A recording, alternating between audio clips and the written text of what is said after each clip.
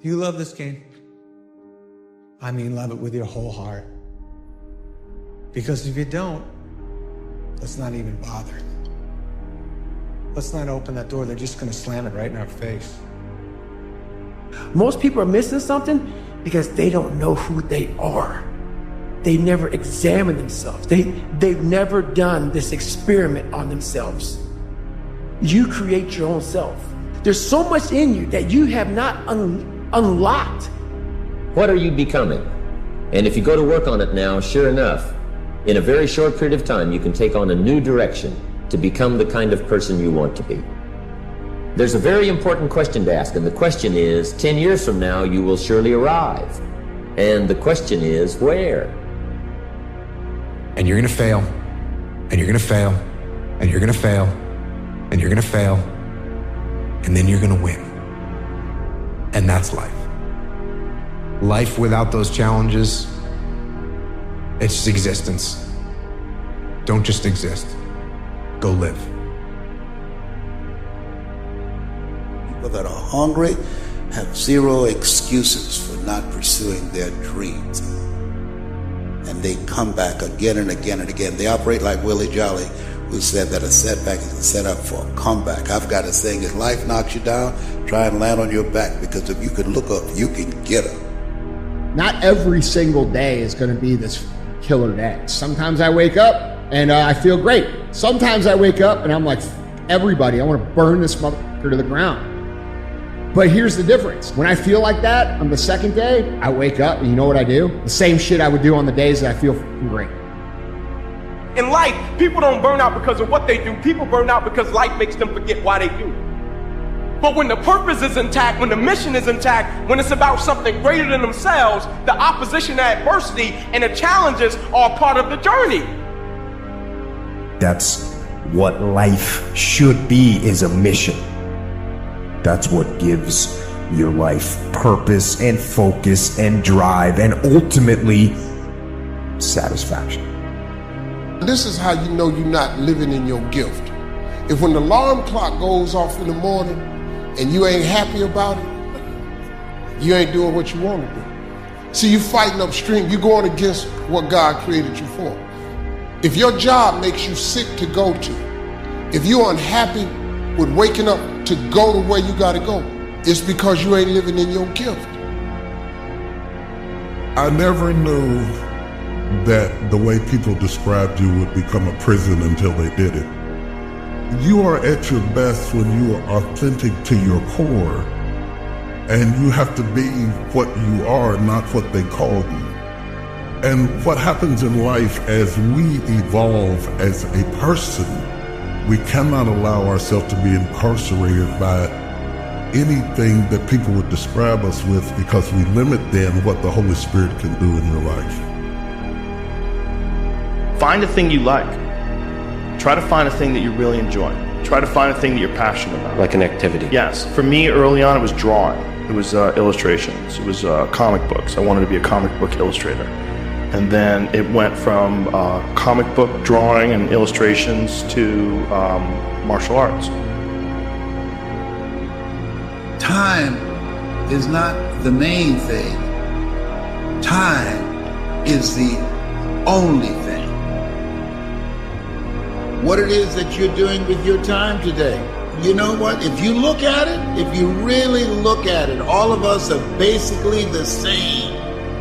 The only difference is how you use your time. We all get exactly the same amount of time. Exactly. See, the truth is, we don't know how much time we've got. But we know we're here and now, and the only thing we've really got is what's right here in the center. If we want to enjoy more of life, we've got to give everything we've got right now. Your life seems like it's going to last forever. And I will tell you right now, it's not going to last forever. And those years go by like a summer's day. And the next thing you know, you look up and you're 36 years old, or you're 44 years old. And that time's gone. You cannot get it back. You cannot get time back. So those dreams that you have, those goals that you have, Don't put them off another second. Not 1 second. Get on them and go out and make them happen starting right now. When we go through a time of chaos, when we go through a time of rejection, when we go through a time of feeling like nobody cares about us and everybody hates us, the world is against us, you have to remind yourself that this is just you telling yourself things that are absolutely untrue. The world doesn't hate you. It's not the world. It's one situation that you are making into the world. The reality of a situation oftentimes is very hard, but oftentimes the reality of a situation is not as bad as it seems. Work on your list of whys. One of the big thrusts for success is to come up with a strong enough why. And if the why is powerful, the how is easy. What do you do when you tried and failed and you want to quit and you want to give up? I have failed far more times than I've succeeded. Far more. You will never succeed more than you fail. That's not how it works. You know why? Because failure is a wonderful teacher. It's the only way to learn. You have to fail. Failure is a part of the process to becoming successful. There is no such thing as failure. Failure is just life trying to move us in another direction. Now, when you're down there in the hole, it looks like failure. And when you're down in the hole, when that moment comes, it's really okay to feel bad for a little while. Give yourself time to mourn what you think you may have lost. But then, here's the key. Learn from every mistake, because every experience, encounter, and particularly your mistakes are there to teach you and force you into being more of who you are. So when you fail, it's a part of the process. Keep going. You're supposed to fail. Shit, who you know that gets it right all the time? That's impossible. You have to fail. If everybody who's like at the bottom and feels like they have nothing going for them, reframe that as I have nothing going for me, which also means that I have nothing to lose by taking action, it makes you a much more dangerous person. And I think that was the flip that I've had repeatedly shown to me in my life that allowed me to take the step that I was afraid to take. Isn't it about time you become that person you knew you always could be? How do you do that? You break the mold, guys. You get the out of bed when it's cold, when it's early. You do something away from the normality of what you've been doing. When everybody else says, no, this is not comfortable, we shouldn't do this, you say, yes, motherfucker, I'm going to introduce myself to it. If you want to be exceptional, you're going to be different from everyone else. That's what makes you exceptional. You can't fit in and also be exceptional. Both have discomfort. When you fit in, you have internal conflict because you're not being 100% you. When you're exceptional, you have external conflict because everyone sees you as different. Pick one. When your friends start to say, you've changed, remember it's because they don't know how to say, you've grown. You're crazy until you're successful, then you're a genius. People think you're too obsessed, you're a weirdo. People will convince you you're out of your mind for wanting to do this.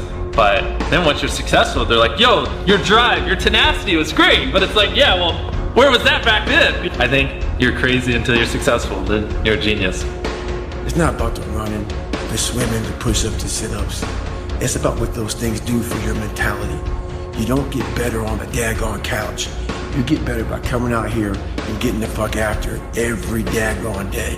Those failures that you have are so consequential, and then you don't want that to happen again. So you got to be either quit or get way better. Every day, it's just constant improvement, constant curiosity, constantly getting better. The results don't really matter. It's the figuring out that matters. The superpower of learning to be alone and enjoying it. Well, I think it's critical, and I do think that these times where you just think about things, just be alone and think about things, are so rare these days. And I think during those rare times is when you really get to understand what you actually believe or don't believe. If you think ordinary is cool, ain't no problem. It's some really, really wonderful, ordinary people. But if you are sitting in this room and you have extraordinary aspirations, then you're gonna have to do extra. There was no fucking trophy on the fucking wall, the mantle. That trophy's in my fucking brain. No one helped me get there. No one paid my fucking bills. No one did shit for me. No one ran those fucking miles, lost that fucking weight. Look, I suffered on my own and developed this man who said, it's who I am, man. People want to find their passion, but you don't find it, you create it. And you create it by getting good at something. And to get good at stuff, you start by doing something you suck at. Then you get good, then you like it. Then people ask how you found your passion.